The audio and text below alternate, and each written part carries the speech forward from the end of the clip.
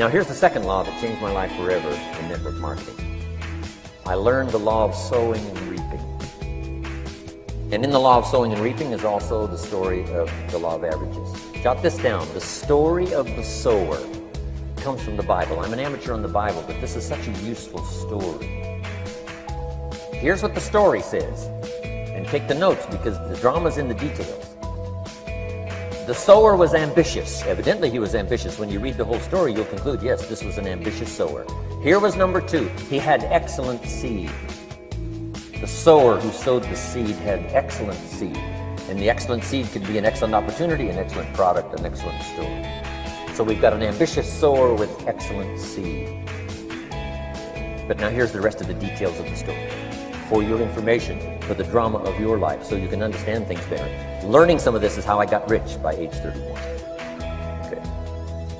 Number one, it says the sower goes out to sow the seed, but the first part of the seed falls by the wayside and the birds get it. So jot this down. The birds are going to get some of the seed. The birds are going to get some of the seed. Now you say, well, Mr. Rohn, what does that mean? Well, I invite John to come to a meeting. He said he'd be there Tuesday night. Tuesday night I show up, John isn't there.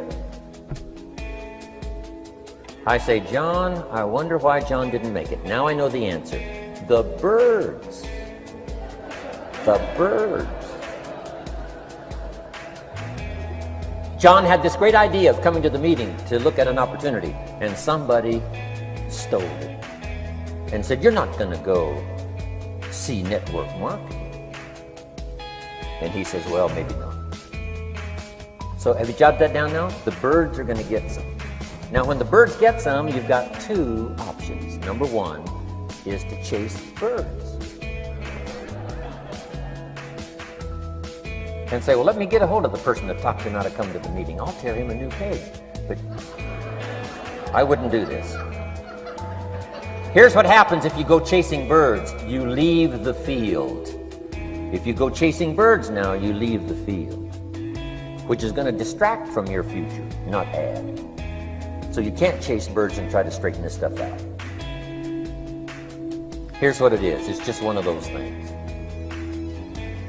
And here's the best comment when things are a little disappointing. Isn't that interesting? You just have to say, I thought sure he would do that. He promised me. He promised me. But I know it was the bird. And you just have to say, isn't that interesting?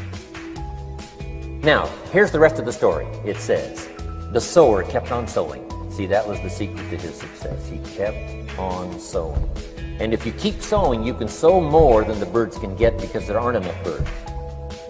If you keep sowing, there are some birds, but there's not enough. Because the law of averages will work for you.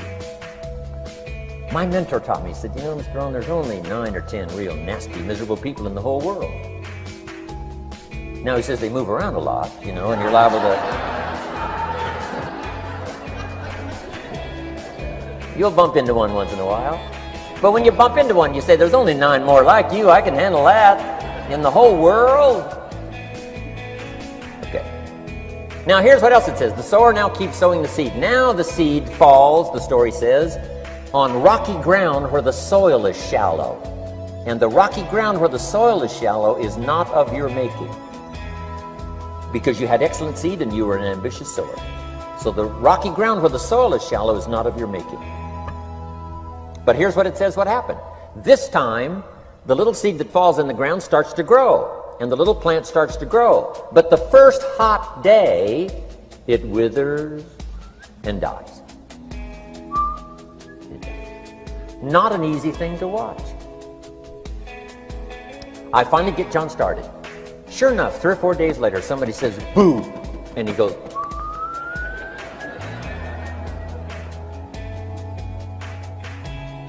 he's gone. Doesn't show up at the second meeting. And I say, I thought sure John had lasted a week. What happened? Jot this down. The hot weather is going to get some. And this is not of your making. Here's what you must say when that happens. Isn't that interesting? What can you do? The answer is nothing. You say, well, I'm going to try to change this. I wouldn't take that class. You know, the sun comes up in the east. Somebody says, why is that? I wouldn't spend much time on that. Just let that happen. Don't go for this why stuff. I'm giving you the answers here. The answers is in the structure, and the consequences and in the deal. The answer is in the deal. Anything beyond that is not worth studying. So how come some just last a little while? I wouldn't sign up for that class. Here's the answer. Some don't stay. You just have to jot that down. And when some leaves, you say, that's one of those that don't stay. Now you know what category to put them in. And you can't solve this now. You can't, it's like rearranging the seasons. You can't fool with that. All you can do is cooperate with the way things are set up. I didn't set it up. You say, well, it shouldn't be this way. Well, when you get your own planet, you can rearrange this whole deal. But on this planet, you're a guest. You got to take it as it comes. Now, here was the secret to the ambitious sower with good seed. It said he kept on sowing. Now, here's what he had to do to keep on sowing. He had to discipline his disappointment. This is a key phrase now to use the rest of your life. You must learn to discipline your disappointment, because you didn't set up the setup, and some are not going to stay, and that is not of your making. Now, if you made gross errors and you ran them off, see, that'd be different. Now, you're responsible for that. But if it's in the normal course of things, this is the way things are. Now, here's what it says. The sower keeps on sowing. Now it says the seed falls on thorny ground. And somebody says, well, how much of this do you have to go through? Well, hang on. It's not the end of the story now. Now the little seed falls on thorny ground. And now the little plant starts to grow again. But as the little plant starts to grow, the thorns choke it to death. And it dies. So jot this down. The thorns are going to get some. And that's not of your making. And what are these thorns? The story even called these little thorns, little cares, little distractions, little somethings. Who knows what all they are? I say, John, we had a meeting last night, you weren't here. John says, well, I can't make every meeting. I say, why not? You're part-time. He said, well, the screen door came off the hinges. And you just can't let your house fall apart. You got to take some time and fix things up. And I can hear the thorns going,